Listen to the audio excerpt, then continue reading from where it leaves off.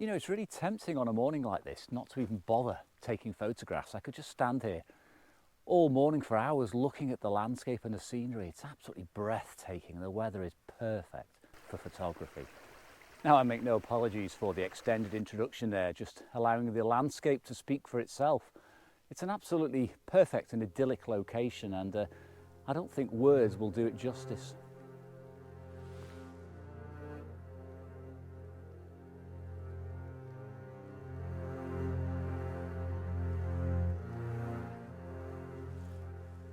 Now, what I've got to be careful of here is I don't break the camera out too soon and start shooting.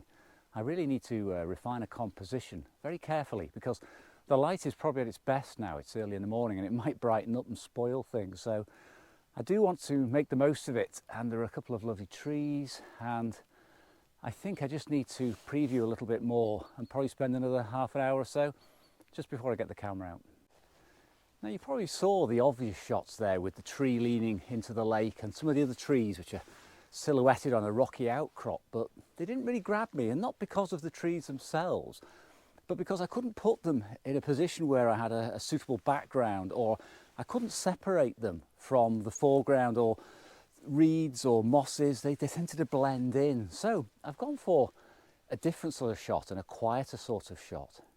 So what I have here is it's a short telephoto image, and I wanted to take in some of this area here, these hills which are shrouded in mist, but also some of these reeds and grasses in the foreground. Now, there's some very subtle reflections, and the short telephoto allows me to sort of take this section out here and give me a nice tight crop without the distraction of some of the sort of rambling hills to the left and right, and also none of the trees. It's a bit more subtle, but very much more suited to black and white. Now, I've rated my XP2 Super at 250. Now, that gives me a ton of shadow detail, particularly on a day like today when there aren't any real extremes of highlights or deep shadows. Now, with my spot meter, I have metered the brightest areas of the scene and the darkest areas of the scene, and I've ended up with about 1/8 of a second. Now, the deepest areas are only 1/4 of a second, so they're going to a ton of exposure. I'll be able to do anything I like with the shadows. And the nice thing is that the highlights are only 1/30 of a second. So they will allow me I can pull those highlights down very easily, either in Lightroom or the darkroom. There's only a very narrow dynamic range required here. Now, I've taken 3 frames of the same scene. The reason is I do occasionally get a mark on the film when developing it, or a bit of dust gets in there. And with darkroom work, it's very difficult to clone out, obviously, some of those defects. But also, I'm hoping for a subtle change in the light. Now, since I started shooting, the distant mountain has become obscured with a bit more mist. It's not quite as nice. It may settle there. It may shift slightly. So I'll probably end up taking about 4 frames of the same scene, which will typically give me about 3 different scenes on one roll of film. It's a very slow approach, but it does guarantee that at least I'll get one clean one.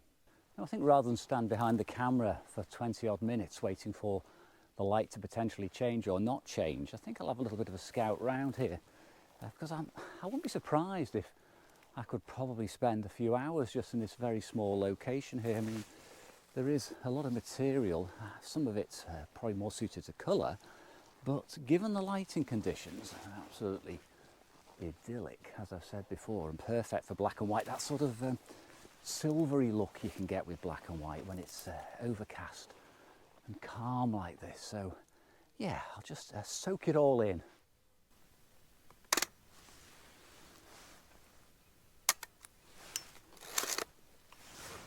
Now, there are things I like and don't like about this composition. I mean, the exposure is fine, and the foreground grasses and the reflections there are good. They sort of hold you at the bottom of the frame, but sadly, the mountain in the distance was a bit too shrouded in cloud, and it was at its best when I first arrived. Now, this is one of the best ones, which shows more of that mountain, but it's still not enough, unfortunately, and the reflection is weak.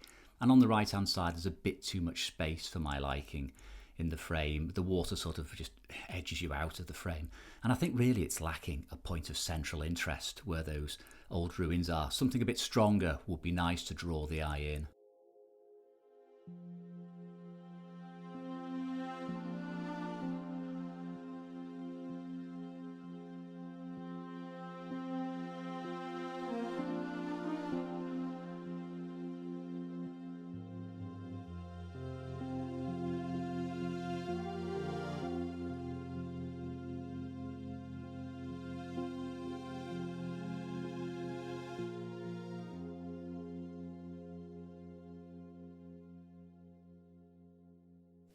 I spent some time trying to refine a composition using a foreground rock in the water, bit of a cliche, and a distant hillside which mirrored the shape of the rock.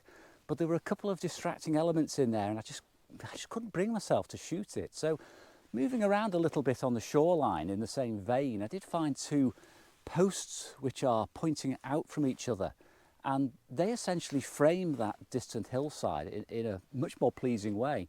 The midground is somewhat empty, but if I go for probably a quite a high contrast look, I think it'll work and it'll be quite well balanced in the square frame. Now, given the lighting conditions haven't changed since the initial shot I took about an hour ago, I have set myself up again with the short telephoto lens. However, this time I've gone for f/22. The reason being the foreground posts are relatively close in this shot, and I've got quite a spread on my depth of field, so I am biasing slightly towards those foreground posts. The background may be a touch soft, those mountains, but they're soft anyway because it is very misty and dull, so I'd rather sacrifice those than the details in the foreground.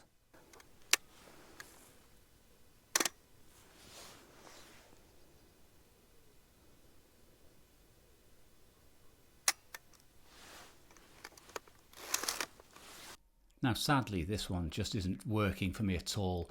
See, the problem is I wanted to get more foreground in and reduce that mid-ground, which is just blank water. But as I got lower, I was crowded out with grasses and I couldn't see the two posts, so I ended up having to take it from a higher angle. Now, I had to crop in a little bit on this. Now, the reason being, the right-hand side was a bit messy, and also I wanted to bring the mountain in the distance into the centre. Now, that crop meant having to lose yet more foreground, and I couldn't crop at the top much more, obviously, because I'd crop into the mountain, so it's just not right, I'm afraid. And the more I look at it, the less I like it.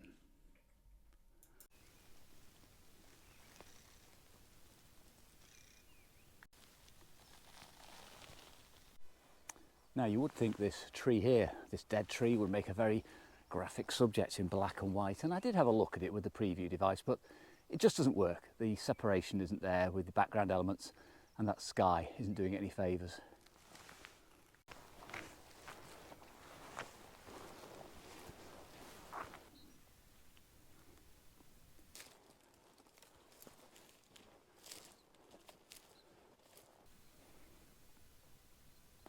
Now, it can take quite a bit of willpower and determination sometimes not to break out the camera and shoot some of these more obvious black and white type scenes, you know, with the rocks in the water. And obviously you've got the trees over here, which are amazing, because they have to be really good to work, and they're not really good enough. Now, shooting film does help greatly because it costs money to press the shutter. I've got to develop them. I've got to scan them, I've got to spot them. More work, so I'd rather take less images while I'm out, or fewer images, sorry, while I'm out, and concentrate on the ones that work. Well, I've just climbed up the small hill behind the lake here to have a bit of a break and something to eat, and the views are beautiful. Nothing photographically speaking, but just nice to take a bit of time out and just absorb all that beautiful scenery.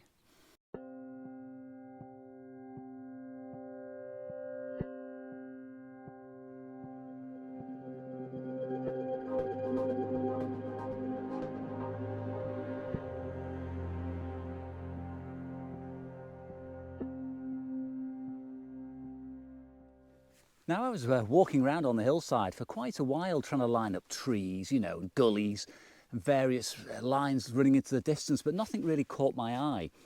However, I've come down a little bit lower as an abandoned ruin of an old cottage, and I did find some foreground.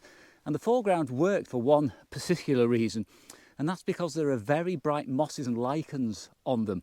Now, in colour you wouldn't need that so much, the green would be sufficient, but with black and white I need something, otherwise it's going to be very dark, the sort of shadow side of a boulder. Now, the other thing that really works for me here is my waist level finder. Now, I had to crouch down on the ground while I was previewing this shot, and I did discover that I had to be quite low to the ground. If I had my normal prism finder, I would be crouching on the floor squinting through it. With the waist level finder, you just walk around and line yourself up with a shot. It's almost like cheating, it's like magic. So yes, this is, I think, so far, possibly my favourite composition of the day. Mirror up. Got it. Now, as there is a fair bit of colour in the scene in terms of the foreground grasses, which are a nice light yellowy brown, and some green mosses, I have put the yellow filter on. The reason being, the yellow will obviously lift those yellow tones in the scene, which will give more separation and a little bit more contrast on this dullest of dull days. So I metered off the backside of the boulder and I made sure that's got plenty of exposure, allowing an extra stop for the filter. And using f/22, now I need f/22 because this is a standard lens, trying to hold that boulder and the distant mountains and that ruin is going to be quite tricky, but I'll let the mountains go slightly soft if necessary. So I'm actually biasing towards the rock, but I think it'll be sharp enough. It's in cloud anyway, so who cares? But 1/4 of a second, f/22, just use up the other 2 frames on this roll as the light changes in the background.